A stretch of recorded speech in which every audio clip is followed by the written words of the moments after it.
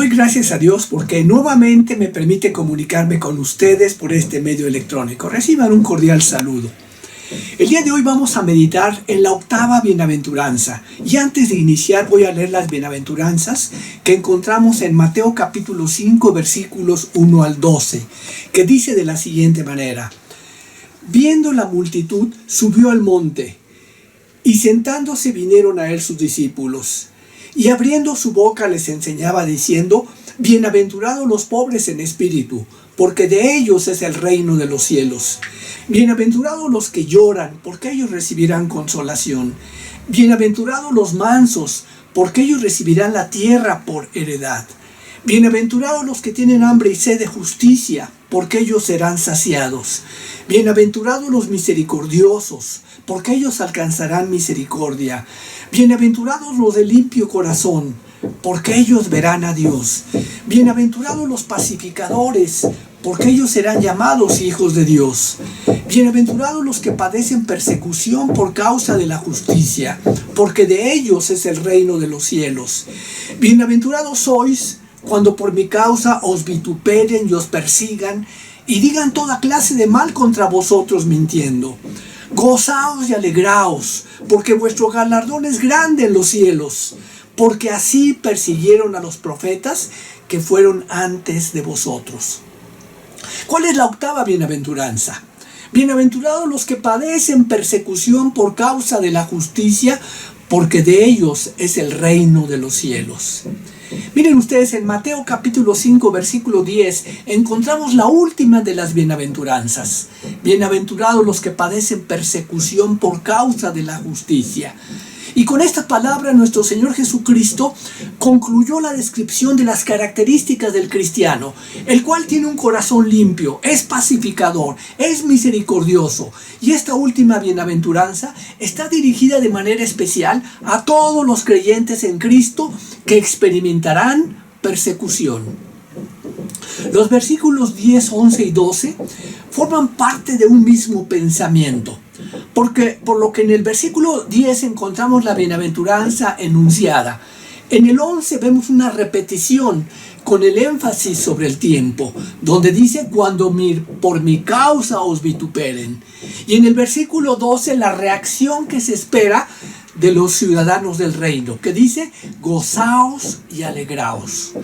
Y la persecución se menciona aquí como el resultado natural para aquel que cumplió con las virtudes, características o requisitos de las 7 bienaventuranzas anteriores. Es decir, cuando la fe está presente en el creyente con la fuerza suficiente para que otros noten su presencia, el resultado es la persecución. La persecución a la que se refiere aquí no es una persecución racista, clasista o social, sino a una persecución abiertamente religiosa.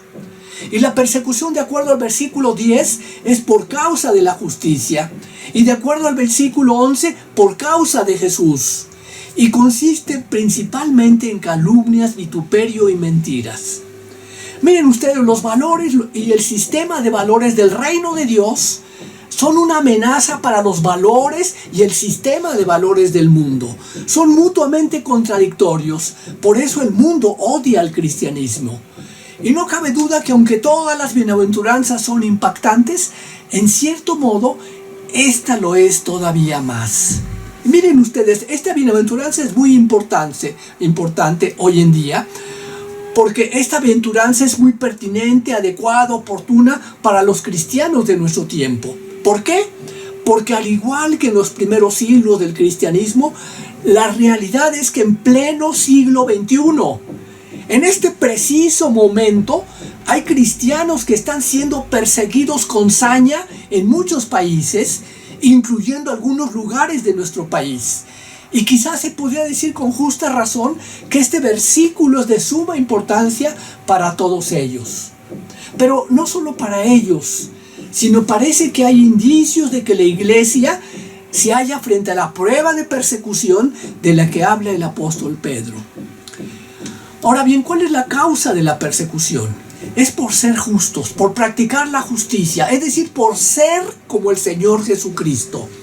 Por lo tanto, con otras palabras, lo que dice aquí es que son bienaventurados los que son perseguidos por ser como Él. Y que los que son como Él muchas veces van a sufrir persecución. Fíjense que tal y como nuestro Señor Jesucristo nos lo advirtió, en Juan capítulo 15, versículos 18 al 20 dice: si el mundo os aborrece, sabed que a mí me ha aborrecido antes que a vosotros.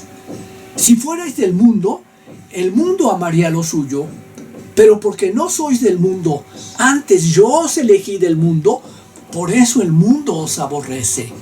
Acordaos de la palabra que yo os he dicho: el siervo no es mayor que su señor. Fíjense lo que dice aquí: si a mí me han perseguido, también a vosotros os perseguirán. Si han guardado mi palabra, guardarán la vuestra. Esta bienaventuranza, al ser una afirmación tan categórica, quizá podríamos pensar, como dije, que es la más impactante de todas las bienaventuranzas. Yo preguntaría, ¿alguno de ustedes ha sufrido persecución? En la Biblia encontramos muchos casos de persecución. Abel lo persiguió Caín, Moisés fue sujeto a una cruel persecución, a David lo persiguió Saúl, Elías y Jeremías sufrieron una terrible persecución, el mismo apóstol Pablo fue uno de los que más persecuciones sufrieron. Pero no cabe duda que el ejemplo supremo lo tenemos en nuestro Señor Jesucristo, que fue llevado a la muerte, y muerte de cruz, y que lo hizo voluntariamente para lograr la remisión de nuestros pecados por su sacrificio en la cruz. Lo que es más, al leer las Escrituras y la historia de la iglesia, encontramos que la persecución no solo la ha llevado a cabo la gente no creyente, sino que algunas de las persecuciones más violentas han sido hechas por gente de la iglesia misma, por gente religiosa. Por ejemplo, ¿quiénes fueron los principales perseguidores de nuestro Señor Jesucristo? Los fariseos, los escribas, los doctores de la ley. A los primeros cristianos, los que más los persiguieron fueron los judíos. Y en la historia de la iglesia tenemos la persecución por parte de la iglesia católica a los reformadores del siglo XVI, que proclamaron la verdad y trataron de vivir pacíficamente. Es decir, la enseñanza de la Biblia y la historia de la iglesia han mostrado que la persecución puede llegar no solamente de afuera, sino de adentro. Pero miren ustedes, el gozo por la persecución de la que habla esta bienaventuranza, la experimentaron los primeros creyentes. Y esto lo encontramos en Hechos capítulo 5, versículo 41, el cual, antes de leerlo, les voy a pedir que se imaginen por un momento dejen volar su imaginación. Vean a esos primeros cristianos que fueron golpeados, amenazados por el Sanedrín. Y Hechos 5:41 dice: y ellos salieron de la presencia del concilio gozosos de haber sido tenidos por dignos de padecer afrenta por causa del nombre. Y salieron gozosos porque supieron que las ofensas, las heridas que sufrieron por causa de Cristo fueron un grande galardón, es decir, fueron medallas de honor. Pablo escribe a los filipenses y les dice en Filipenses 1:29, porque a vosotros os es concedido a causa de Cristo, no solo que creáis en Él, sino también que padezcáis por Él. Ahora, ¿cuál es la promesa, bendición de esta bienaventuranza? La primera y última bienaventuranza tiene la misma promesa. Es la de ser ciudadanos del reino de los cielos.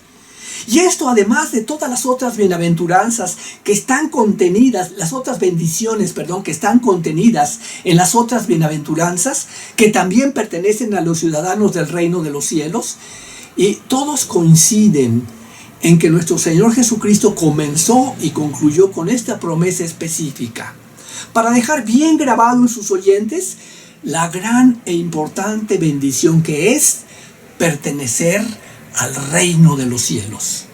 Por eso las bienaventuranzas comienzan y terminan con esta promesa. Y por encima de todas esas bendiciones especiales que hemos analizado, la mayor de todas es la de ser ciudadanos del reino de los cielos y con ello pertenecer al reino espiritual. Concluyo. Fíjense bien que esta bienaventuranza contiene dos bendiciones o promesas, no una, dos. Ya que el versículo 10 dice, de ellos es el reino de los cielos, pero el versículo 12 agrega además que estos creyentes tienen un galardón grande en los cielos. Y es la razón por la que Jesús dice, gozaos y alegraos, gozaos y alegraos. Porque esto nos ratifica como ciudadanos del reino de los cielos. Por lo que si somos perseguidos, en lugar de estar triste, esto es motivo de alegría. Queridos hermanos, resumiendo, cuando alguno de nosotros sea perseguido, sea vituperado, hable toda clase de mal contra nosotros por causa del nombre de Cristo, gozaos y alegraos, porque nuestro galardón es grande en los cielos. Porque ¿saben qué? Así persiguieron a los profetas que fueron antes de nosotros. Amén.